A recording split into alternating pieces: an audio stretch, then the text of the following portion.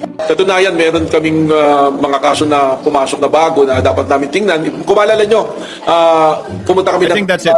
Sa we were given I think that's it. 70 hectares for the NBI Academy. So magkaroon kami na rin. Senator Judge Pia Cayetano is recognized. Rest assured, Mr. Presiding Officer and dear colleagues and parties, I will not belabor this point. I will not stay long. But clearly, from the statements of Director Matibag, malaki daw kaso to. Naimbestigahan na niya? Alam niya ng malaking kaso? So hindi lang pala kahapon nag-snap, muntik nang magwala at nawala ng composure si Ate Pia Cayetano nang mabuksan ng usapin tungkol sa 2019 SEA Games. And if hindi pa nanakot yun, then I don't know what is. Kung hindi pa ninindak yun, then I don't know what is. Hindi tayo sensitive. Sanay tayo dito. Pero alam din natin kung pinapatamaan tayo, di ba? Alam natin yun. Hindi tayo tanga. Matatandaan na noong November 10, 2020, nagwala at nagalit din si Aling Pia habang naka-face mask pa matapos manawagan si Senator Risa Hontiveros ng investigasyon sa 9.5 billion peso loan na ginamit sa pagpapatayo ng mga venue para sa 2019 SEA Games. Mr. President, I also would like to apologize because I didn't really catch the entire speech. Actually, I didn't catch most of it except for the picture of the stadium that was built for the Southeast Asian Games. I was being distracted by the chair of the Committee on Finance. This is a world-class stadium built in record time with the advice no less than, if I'm not mistaken and I can check for the record, World Bank and or ADB on how to finance and how to do this project. Does Her Honor know that they cried when they saw the stadium? They cried when they had the opportunity to run on the turf. But on that day that we won the gold medal, the entire Southeast Asian countries gave their due respect to the Filipino athletes. I am embarrassed that we cannot even honor that. So ayan nga ang Gaga, mukhang hindi pa siya hinihingal that time, hindi kagaya ngayon na halatang lagi siyang hinihingal kapag nagdadrama sa plenaryo, partida naka-face mask pa siya that time. I am embarrassed that we choose to make a political issue out of a world-class facility. Kaya tuloy, wala nang mag-aabalang magpatayo ng matitino at kahanga-hangang mga infrastructure dito sa Pilipinas. Dahil magpatayo ka lang ng maganda, sasabihin na sa'yo na may kalokohan ka. So paano? Puro bulok na lang tayo para walang pumansin. Ganon. Paano magiging white elephant? Madam Sponsor, do you even know what are the conditions of our sports facilities? Para sabihin mong yung world class na yon magiging white elephant? Hindi nyo ba alam na pinasa natin ang National Academy of Sports? Noong panahong iyon, ang kapatid niyang si Alan Peter Cayetano ang chairman ng Philippine Southeast Asian Games Organizing Committee. Malapit kasi sa kaldero sa kusina ang mga Cayetano sa mga panahon iyon. And doon, I support Madam doon magte-training ang mga bata natin, mga future Manny Pacquiao. Paano naging white elephant? Sana naman mag-ingat naman kayo sa mga paratang nyo. Dahil yan na naman ang i-headlines. Di man lang natin binigyan ng konting parangal, konting respeto.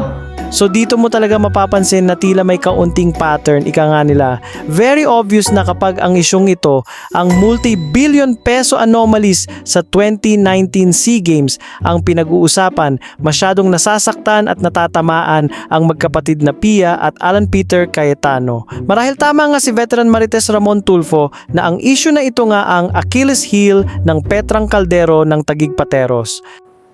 Ang mga national athletes, na alam nyo ba, kung hindi dahil sa bayanihan to, hindi pa magkakaroon ng allowance. Hindi thanks to PSC yan, ha? Thanks to Speaker Alan Cayetano, Congressman Bambol Tolentino, and Senator Sani Angara. Narito ang naging madramang exchange ni na Aling Pia Cayetano at Senator Risa. Habang kapansin-pansing ang tila emosyonal na pagdadrama o pagwawala ni Aling Pia, nanatiling kalmado at composed si Maring Risa sa kanilang sagutan. So hinahalo ko yung mga mukha ng mga athletes na to dun sa tinatawag niyang white elephant. Kasi that is the only reason why you put up such a structure for people. In this case, for young athletes. So I cannot separate their faces and their names from the structure that you now want people to cast doubt upon. Tapos ngayon, ang kaisa-isang nagawa natin for them, binibigyan pa natin ng mali siya. Kaya yan ang mangyayari sa bansa natin. Puro mali siya tayo, puro paghuhusga. Mr. President, may I respond now? And Yes. the gentlewoman. Thank you, Mr. President. Indeed, if the good colleague had caught more or most of my privileged speech, it probably would not have caused the good gentle lady as much distress. Maganda naman talaga yung mga facilities. Nobody's arguing against that. And sinuportahan ko rin yung itinayo natin by law na paaralan para sa ating mga atleta. World class nga naman yung mga facilities kahit tignan lang natin sa mga litrato. Pero baka mas world class pa kung binid out according to law. Yung mga itinanong ko, hindi pa akusasyon pero sinabi ko mga bagay na dapat alamin. We're not merely content of news reports or headlines. They had been, Mr. President, already the subject of opinions by the Government Corporate Council, by the Office of the GCG, the Government Commission on GOCCs, and very importantly, Mr. President, the Commission on Audit, na lagi naman nating ginagamit na gabay para sa pag-oversee ng tamang at optimal na paggamit ng government funds at pati sa pagsisiyasat ng ating mga proposed budget tulad ng ginagawa natin sa ngayon. Maganda talaga yung facilities, but does this excuse the possibility of cutting corners, which I repeat, Mr. President, my speech was not the first to raise questions about, pero may aktual na mga opinyon at observation bago sa araw na ito ng COA, ng GCG at ng Office of the Government, OGCC. And the COA findings themselves were adverse, Mr. President. Kaya it behooves us to consider the possibility of looking into them. Ang aking mga tanong na iniraise ay walang pagbabawas sa pagbibigay halaga natin sa ating mga atleta mula pambansa hanggang lokal. Hindi binabawi ang ating suporta sa education and athletic support sa ating mga athletes at student athletes. Ito ay panay tungkol sa inobserbahan ba o hindi ang mga ayon sa batas dapat na inobserbahan kung totoong joint venture yan o hindi ba dapat sa ilalim ng Build, Operate and Transfer Law, kung kaya't mas mahigpit na bidding. At pag-iwas na ito ay naging bang isang behest loan. At pati yung tanong ko po tungkol sa ito ba ay magiging white elephant lamang, it was precisely in the body of my speech coached in the form of a question. Kasi ayaw natin na ang ganitong world-class or magandang facilities ay mahulog na lang sa ganyang status. Lalo na naging stage na siya ng pagkamit ng glory o karangalan ng ating mga atleta. Mr. President, like I said, I do not have the details. Wala ho akong panahon sa ngayon na aralin yon dahil I am sponsoring CREATE and I am the Senior Vice Chair of the Committee on Finance. Pero pag pinagpatuloy pa ni Senator Risa sa ganitong panahon, na katulad nga ng sinabi ko, yung mga athletes na yan, na lockdown, hindi nakauwi, 10 buwan, walang allowance, 10 buwan, walang allowance. This is their livelihood. And you know, the only thing they have left is their pride. Mr. President, hindi ginagamit, but we take the floor to hold people to account.